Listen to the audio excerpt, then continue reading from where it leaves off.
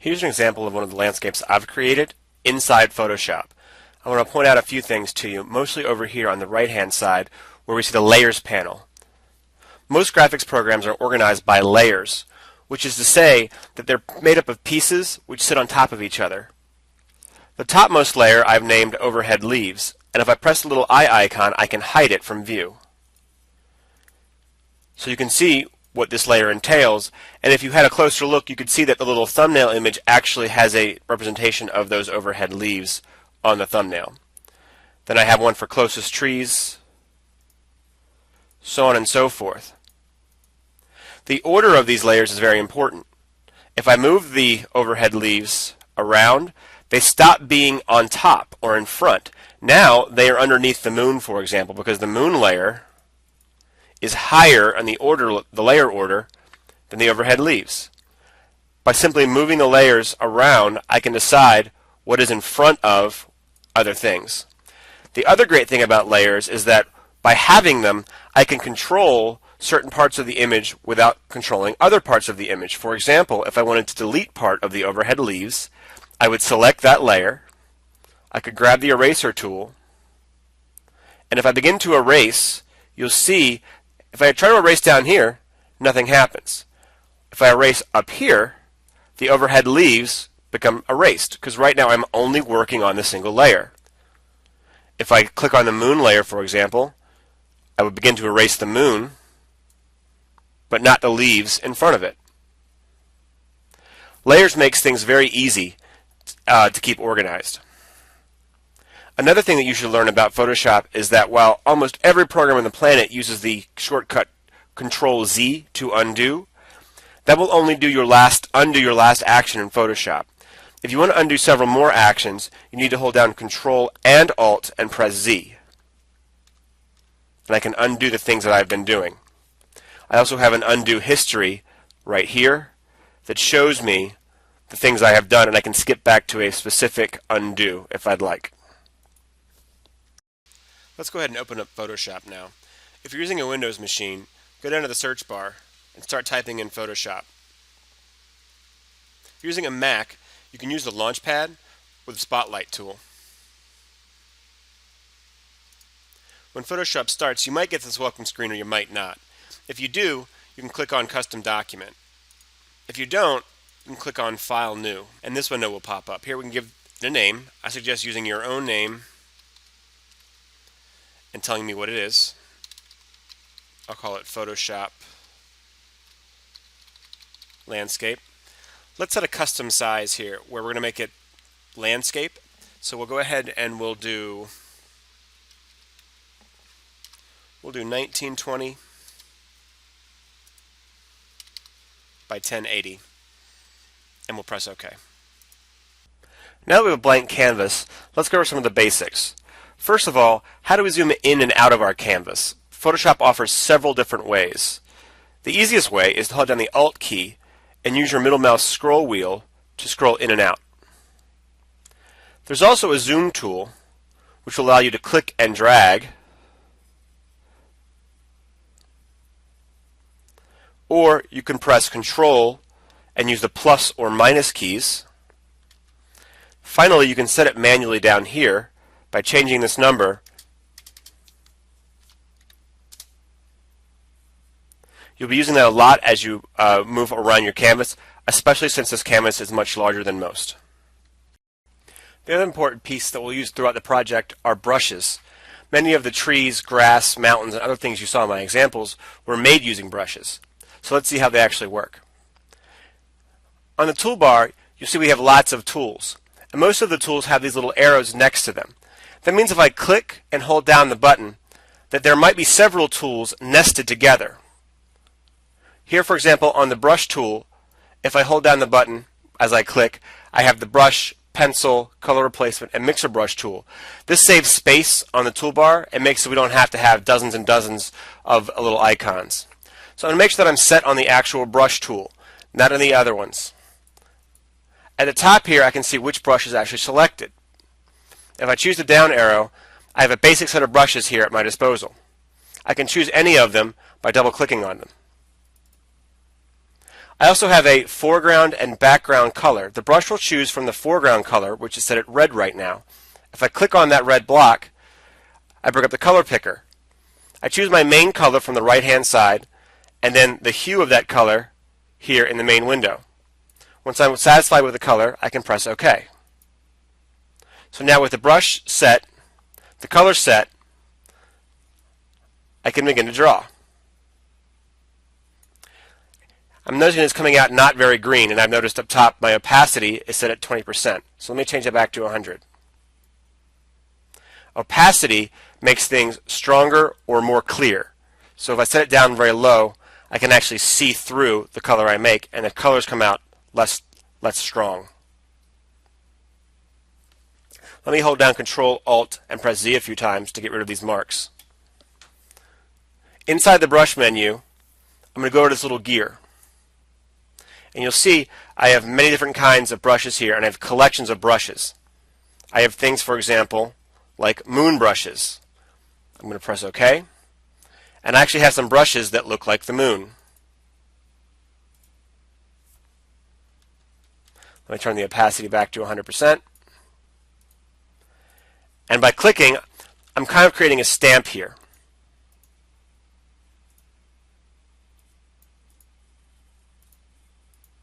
Of the moon shape. I change the size of the brush on the fly by pressing the bracket keys, which are located between the Enter and Backspace key. The right bracket key makes the brush bigger, the left bracket key makes it smaller. I have created for you several collections of brushes that will work very well for our project. For example, I have this one called trees_all, which means that all of the various tree brushes I have here have been collected into one collection. So when I choose one, I can stamp them down in the color that I've chosen.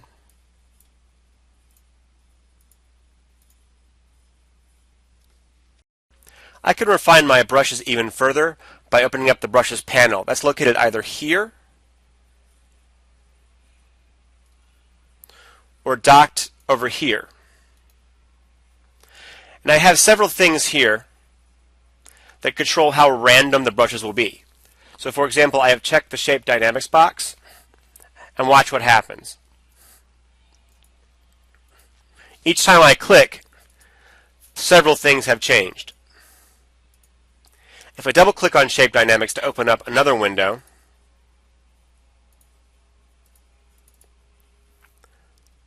I see over here I have size jitter, angle jitter, and roundness jitter. Jitter is when things change.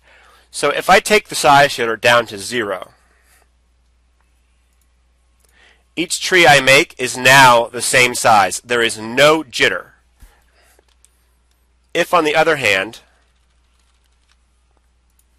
I bring the size jitter all the way to 100,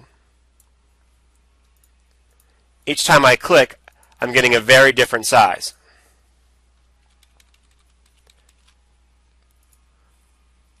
For these trees, the idea of the angle being jittered doesn't make a lot of sense because the tree should be pretty much going the same angle. So I'm going to lower that down very small to 4 or 5 to get a little bit of a jitter, because some trees might be tilted at slightly different angles. Even that looks a little too much to me. I would bring it back down to maybe 3% when I'm getting just a slight tip to each tree. You can see the size right now is changing very rapidly. The angle is down not much at all. There are a couple other of these that work very well for us, but for the most part we're just going to be using the Shape Dynamics, and that's because when you're drawing several trees at once, if they all look the exact same, it doesn't look very realistic. By having the size change a little bit and the angle change a little bit, our tree line will look much, much better. One final note on brushes. If I go back into the brush menu, and instead of having Shape Dynamics window open, I click on Brush Tip Shape, I have several options that might come in handy. If I take this brush, for example, I could flip it so it's facing the other direction. I probably wouldn't for this, but I could flip it upside down if I wanted to along the y-axis. I can actually control the angle.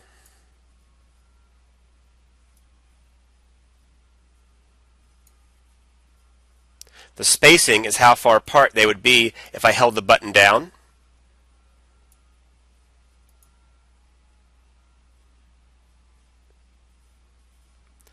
And I can do that for any of my brushes. I also control the size of it right here, but of course I can do that from inside the menu as well with the bracket keys. Okay, enough talk. Let's go ahead and get started. You might notice that we only have one layer right now. It's called background. You might also notice that it's locked. That's because when you start a Photoshop document, it automatically locks the background so that you can't write on it. That's always a good idea. We're going to leave that as it is. Well, every time we make something new, or almost every time, we're going to start a new layer for it. The new layer button is right here. It's also a great idea to name your layers to help keep them organized. So we're going to call this around the edge or something like that. Because what we're going to do here is we're going to add the foliage that you see around the edge of the screen. That includes the grass at the bottom and these sort of vines and ivy hanging down from the top. So we're going to go ahead and change our brush set. We're going to change it to one that's called Grass, Moss, Ivy.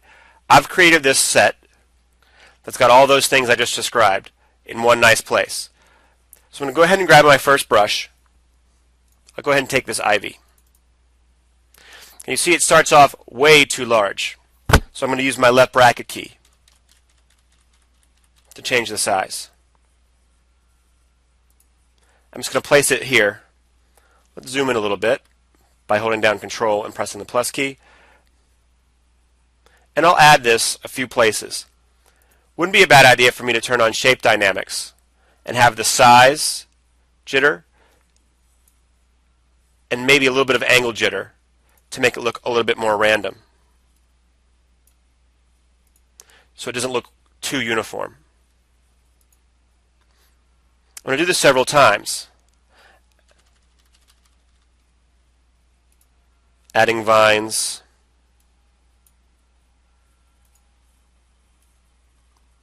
Don't worry that they're not totally black right now. We're going to change that in just a moment.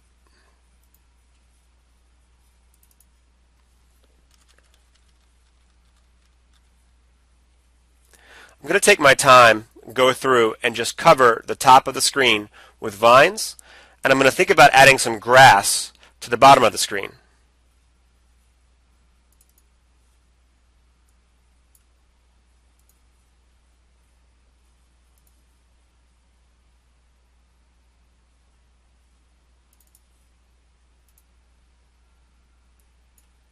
I'm going to pause the video and come back when I'm finished. I went through kind of quickly just to get through with the video, but you'll see that I've added many different kinds of brushes. I want to point a few things out. First of all, it's just that, as I didn't use just one brush over and over again, I have several in here, different vines, different leaves, different kinds of grass down here. I also realized while I was working that every time you choose a new brush, if you want to use shape dynamics, you have to come back and check it again, because it only holds true while you have that brush selected. Sometimes I use shape dynamics to create different sized things like the grass, but sometimes I need to be more specific and tell like these vines on the side exactly what angle to be at. So keep that in mind as well. There are some really neat brushes here, so go through, figure out what you want to do, and cover the edge of your canvas with the right kind of vegetation. And I'll come back and show you how to turn it all so it's nice and dark, because it's in the front and it should look nice and black. While it was paused, I actually went and made all of my foliage around the edge dark. And I'm going to show you how to do that now. So I'm going to go ahead and zoom in a bit with Control Plus. I picked a brush here. I'm just going to make a few of them here on the screen. And you see they're not very dark, and that's not what I want for the outer edge. So what I'm going to do is I'm going to come over here to my Layers panel, and on the thumbnail, this is important, not over here, on the thumbnail itself, I'm going to right click. I'm going to choose Select Pixels, and that selects all of the pixels, anything that's not plain white, on this layer. Now, I'm going to change my brushes. I forgot to mention this, but one thing that makes it easier to pick a brush is by changing the way you see it, by clicking the little gear and choosing large thumbnails. You might be on list, which is just words, which is really hard to see, or small thumbnails, which can also be kind of hard to see. Large thumbnails makes it really easy to see which brush you're actually picking. But for right now, I'm going to click the gear and do Reset Brushes and press OK. Let's get back to my basic brushes. I'm going to pick a basic brush, doesn't really matter which one. I'm going to use the right bracket key to make it large. I'm going to make sure my color is set to pure black, and I'm going to draw. And each time I let go and do it again, it gets darker and darker. I can also just come to an area and click several times, like that. And that's how you make it darker. But they need to be selected for that to work. Otherwise, you'll just be drawing black circles on your screen. So I'm going to do Control-Alt-Z to undo some of this. And see, the reason why I can't keep going, I just ran out of undos. There is a limited number of undos here, and I just used them all. That's why I couldn't go back and show you how I did the darkening of the corner. I ran out of undos. Keep in mind that unlike some programs, there is a limited number of that. So what I need to do now is, first of all, I need to stop selecting everything. Do that with Control-D or by going to Select, Deselect. I need to get an eraser. I'm going to make it bigger. The eraser will be the same size and shape as whatever brush you have selected. I'm just going to delete just these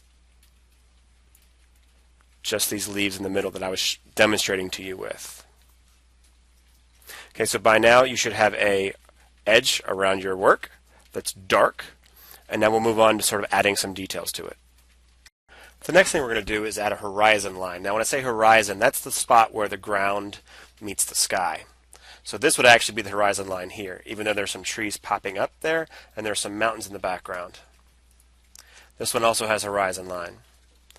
But you'll notice that my tropical does not have a background, or I'm sorry, horizon line. So it's up to you to decide what's going to look best for the scene that you're creating. I think in most cases, it will look better to have that spot, and it will make a lot more sense if you want to add things like mountains and sort of trees in the distance. So let's go ahead and do that. We are going to select the pen tool, which is right here. Okay, it's nested with these, but we make sure we're going to have the pen tool selected. And this is extremely important. We need to make sure that it's going to be set on path to start with. We don't want a path, we want a shape. We're going to be drawing a shape. Now, equally important is we are going to start here and click on the one side. We're going to come over to the other side. We're going to click and hold the mouse down. And then when we move the mouse, we create these curves. Depending on where I move the mouse, you can play with it a little bit to see what kinds of things you can create. But eventually I'm just going to let go. And now what I have to do is just come here on the outside of the screen. This doesn't really matter. I'm going to come around and connect it. And it's created a shape here. Now, I'm not loving the color of the shape, so I can use the paint bucket tool. But I'm getting this sort of cross saying, no, you can't do that. If I try and do it, it's going to say you must rasterize the shape. So you press OK. And that turns it into a shape that we can actually color. I recommend, in terms of color, that you actually stick with a sort of a dark gray, which will be sort of over here. There will be color in this, but make the land a little dark gray or light gray. It'll come out looking a lot better in the end. And yours might have also probably started on the top here, which means it's blocking the foliage. And that's because that is the topmost layer.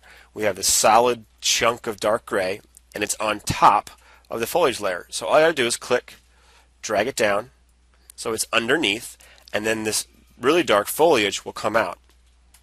I'm going to name the layer. You can call it land or horizon. And there, now we have some land to go along with our scene. We are moving right along, but one thing I'm noticing right now is so far it's kind of dreary, right? It's all black, white, and gray. Let's go ahead and add some color in the form of the background color, like the sunset or the sunrise, in our pictures. So the first thing we're going to do is add a new layer just for that. I could use the background, except remember the background is locked and I can't change it, and that's a good thing to keep around if I can. So I'm going to select new layer. It's right above the background layer, which is exactly what I want. And I'm going to go ahead and call it sky color or something similar to help keep things in order. We are going to use what's called the gradient tool. A gradient is when one color blends into another. And the little icon down here, it's nested with the paint bucket. So you might see the paint bucket here. But remember, click and hold, and we can select the gradient tool. Now, I was playing around before the video started, so I was already picking some colors for my gradient.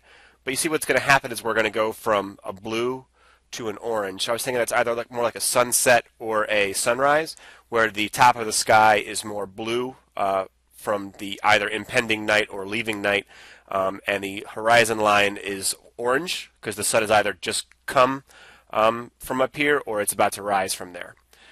You can choose whatever colors you want. We always have a foreground and a background color, so whatever two colors you choose, that will be the color of your gradient. So I'm going to stick with this nice blue, sort of a deep blue, moving into an orange here. The other important setting we need to make sure we have correct is right here. We need to be set on linear gradient. That means we're going to go from one side to the other. It's going to go from blue to orange. The one next to it is a really cool effect. It's called a radial gradient. But if you can probably figure out from the little thumbnail picture, what happens is you have one color in the middle that gradually becomes a different color on the outside, and it's more circular. For the sunset or sunrise, the linear gradient makes a lot more sense. So I'm going to select the gradient tool. I'm going to start at the top, and I'm going to hold down the Shift key. You'll see the Shift key sort of locks me in this straight up and down orientation, which is what I want. Come down to the bottom of the picture, and I'm going to release the key. And just like that, I've got a really nice effect. I have a sort of impending sunrise coming here, and a sort of dark night still happening up here. And all of a sudden, my image looks a lot more lifelike, a lot more interesting. One thing I'm going to do is switch over to my land horizon layer, and I'm going to change the opacity. I'm going to make it a little bit more see-through, so some more of the color behind it comes through.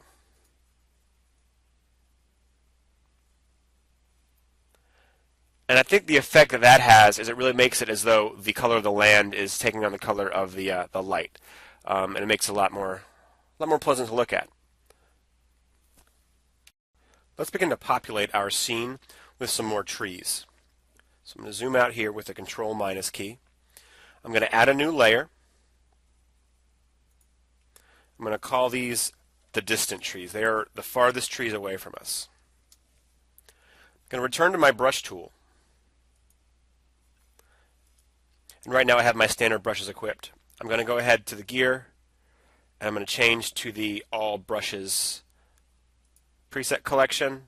Yes, I want to replace them. So I have all my trees.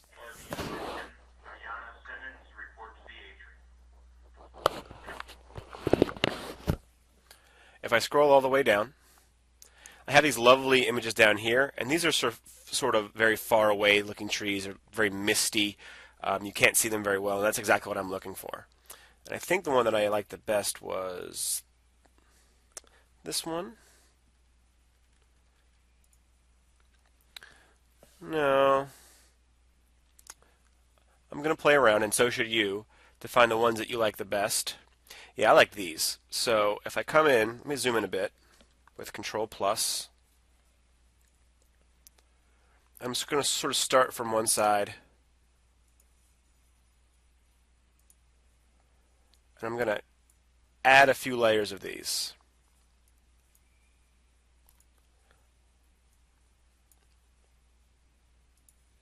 Now, I'm sort of stacked on top of each other. I think that's okay because basically what it looks like is a rising hill with some mist that's sort of obscuring part of our view, and I think that looks really nice. I might put one more like right here. Yeah, I really like that. I think it looks really nice. So one thing that I'm noticing right away, though, is that you can see the trees through my land, and that's because we made the land kind of transparent on purpose. But that doesn't look right, so we need to fix that. So I'm going to grab my eraser tool and make sure I have sort of a standard brush equipped. If you don't have a standard brush equipped, you can always go to the gear and do reset brushes. And this is the glory of having layers, is because if I begin to erase, I am only erasing what's on this distant trees layer. I can't erase the land or the horizon. I can't erase this foliage in front. I can't erase the vines up top. I can only erase these distant trees I created, and I can erase the parts that I don't want to be seen. Basically, any part that is below the horizon line shouldn't be seen. So I'm going to go ahead and just go through with my eraser. What would actually work a little bit better for this would probably be what would be called a fuzzy brush. So let me reset brushes. It's one of these. Well, this one or this one or this one. They don't have as defined an edge, so they're a little bit more forgiving. You see how when I erase, it doesn't totally get it. Let me zoom in a little bit so you can really see that. It erases the edge a little bit, but it's much less harsh than using the full-on brush that we were just using. And where I erase, it looks a lot more like mist than anything. I'm going to switch back to a hard brush for a second and make sure I get all of these little pieces, because they really are going to take away from the believability of my scene.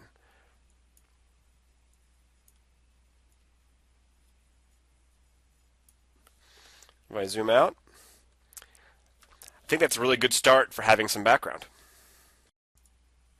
We're getting down to it. Only a few more steps, and they're basically the same kind of thing we've been doing, and that's just adding some more details. The first detail I want to add involves some mountains. So I'm going to zoom out with Control minus. I'm going to go to my brush tool, make sure that I have this tool set's called Moss and Mountains. We actually used it earlier for our around foliage, but there also have some mountains in here, and we're going to find some ones that we like. I think I recall using this one. And it really is up to you how large you want them to be. Remember, the bracket keys control how large they are. But one thing I almost forgot was to add a new layer. We'll call it Mountains. And that's the layer that we have selected that we're working on. And I'm going to begin to add some mountains. The tricky part here is that you see they end, all the brushes end with these really hard lines, which can be a little difficult, a little tricky to work with. I'm going to make sure that leftmost one is sort of off the screen so we can't see it. And I'm going to go ahead and add a mountain. Then I'm going to come and line up again as best I can so that the lines match up. And that's going to be nice because it's going to make it look like the second one is not exactly the same. It's going to be a little lower. Then I can go back to my brush tools, find a different mountain that I like. Maybe this one. And maybe just finish it off over here. Yeah, pretty nice. Once again, I have the bottoms of these are sort of interfering with my scene. So just like before, we're going to take the eraser tool and we're going to erase the bottoms of the mountains that I don't want to see. And I'm going to erase inside the trees as well, because what it is, it's kind of obscuring that nice misty effect that I had going on with the trees.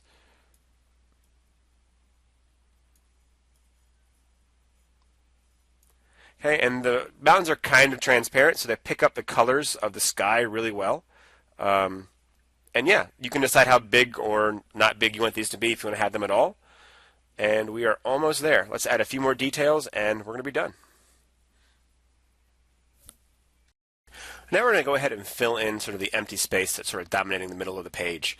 And we're going to do that by adding some trees. And what I like to do is add a few layers here. We'll call these the closest trees. We'll say middle trees. And we'll say far trees. And I do that so that when I begin to put them on the page, I can then change the opacities of each one independently to make them a little bit lighter or a little bit darker, depending on how close they are. You'll see that the effect that we're going for is things that are closer to us have a much more defined silhouette. They're much darker, whereas things that are further away are a little bit harder to see, and that sort of is how our eyes work. Things that are far away, they lose some of their color, they aren't as clearly defined, and that's the effect that we're trying to get. So I'm going to switch back into my brush tool, switch back to my tree brush set. I'm just going to go ahead and go about adding some trees on each layer, and I'm going to decide which trees I want to have and how big they should be. Obviously, the rules of perspective would tell us that trees that are closer to us would be larger. So on my closest trees panel here, I have black selected, which is what I want. I'm going to make a few trees. That one's not really coming through. Let's see. There we go. The problem was this. It was underneath several different things. It was also underneath the land, so the land was sort of obscuring it. We're getting to have a lot of layers here, and it's beginning to become a little bit unwieldy, but we're almost done, so I'm okay with it. We've got to make sure that these trees are above the land, and so that they're large enough that we see them. I might switch over. You don't want to have too many of the same kind. You also want to be careful that you don't add just too many. Okay, so those are the trees that are closest to us. I'm going to switch over to the middle trees. Let's bring them up as well. Find some more that I like. And make sure they make sense for your scene. I wouldn't want to put a cactus in sort of a forest mountain scene, or a palm tree for that matter. So maybe something like this. We're going to make it smaller because it's further away. And actually, I'm going to stop right there and remind us that we can go up to our brush tools, change our shape dynamics, and make it so that the size is going to change. We don't want the angle to change, but the size will change. And let's see how that works for us. This way, I could add a few, and they'll be different sizes. Those are actually pretty close together. I'm going to change the jitter and make it a little bit more. Maybe up to 50%.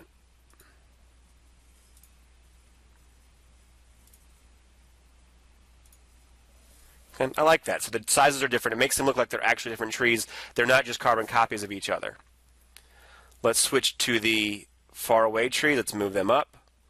And these should be pretty small, and there shouldn't be that many of them. So let's grab maybe one of these. Okay. These are going to be sort of right in front of our distant trees, so to speak.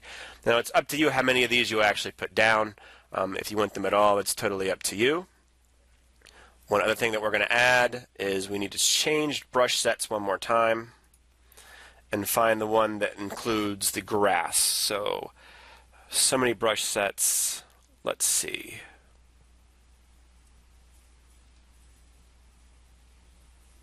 There's one called grass, moss, and ivy. And we're going to go ahead and make sure that there is some grass, maybe around the trees or just sort of out on its own in the scene. So maybe in the middle here, a little bit of grass. Maybe some grass on around the stems of the closest tree. Switch it up a little bit.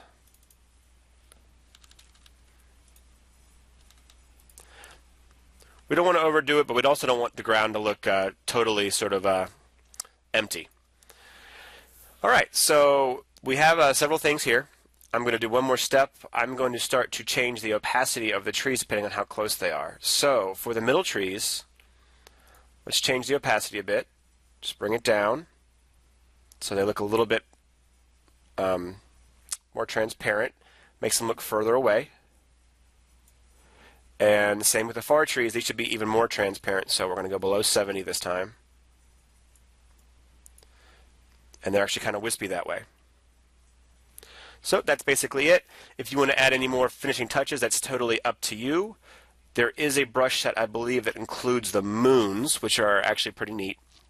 Let me see if I can find that. The moon brush set. You can find whichever one you enjoy. It's going to need to be, in this scene, it's going to need to be pretty small. And we're going to want to paint it with white. So I'm going to go ahead and change my color to white. I can add it there. You're going to want to, once again, we're going for realism, so you wouldn't want a moon that was way too large. So something maybe like this. And that, I think, looks pretty good for my first Photoshop landscape project. I'm going to come back and show you how to save it, and we're pretty much done. So I'm pretty pleased with what we've made so far. We're going to go ahead and save it. I hope you've been saving along the way as you've gone through. Control S is the quickest, easiest way to do that. It's going to save you a lot of pain, a lot of heartache that way when you go through and then so the power gets cut off, or you accidentally kick the surge protector underneath the desk and the computer gets shut off. There are a lot of things that could happen, and if you haven't saved for 30 minutes, you're really going to hate having to go back and do it again. But now we're going to go ahead and save it a different way. So as we've been saving a Photoshop file. A Photoshop file has a lot of data that a normal picture file wouldn't have. That includes all this layer information. So if we were to open this back up, we'd still have all these layers. We'd have all of the opacity information, all the various color data. So we can continue to work on it even after we've saved it.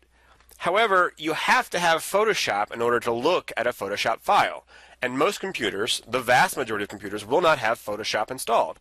What I want is an actual picture that could be looked at from any computer, Mac, PC, Internet, no matter what. And to do that, I'm going to save differently. I'm going to go to Save As, and this time I'm going to change from a Photoshop file, which is usually a file extension of .psd, and I have a few options. I could do JPEG or PNG. I prefer PNG files, so I'm going to go ahead and click on that. I'm going to go ahead and I'm going to change this file name just for my own reference and say finished, and then my username. I'm going to go ahead and save. It's going to say, do you want to compress? We can do smallest and no interlacing and press OK. And then whichever folder I saved it into, I now have a JPEG picture. So I believe I put mine, and yours would obviously be in your own shared drive. So let me see. These are all my videos. I have Photoshop Landscape. Oh, that's not where I put it. All right, well, let me prove it to you. Let me do Save As. Put it in the Landscape Photoshop project, which is in my Dropbox. Okay. So I'm going to go to my Dropbox, Landscape Photoshop project. And you see here, I've done several of these. And some of them look like these Photoshop files, and some of them actually look like pictures. The pictures are actually JPEG files, whereas these are actual Photoshop files. You'll see the one that we just finished is right here, and it's a PNG file, which means that I can open it up from any computer and look at it just the way it is. However, I can't open that file back up in Photoshop and still have all the layer information. So that might be a problem for me. So I would probably always want to save it in both formats and keep both formats. Notice that in Adobe Photoshop, when you have more than one file open, they're tabbed across the top of the screen. But now let's go ahead and start our new project. So let's go to the File menu and choose New. We should give it a name.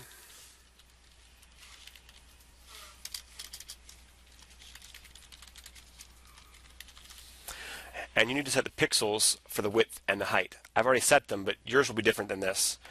Because the monitors in my room are each 1680 by 1050, I doubled the width so that the desktop wallpaper will fit across both screens. But both screens do have the same height, so 1050 remains the same. Make sure that Pixels is selected here in both of these boxes and press OK.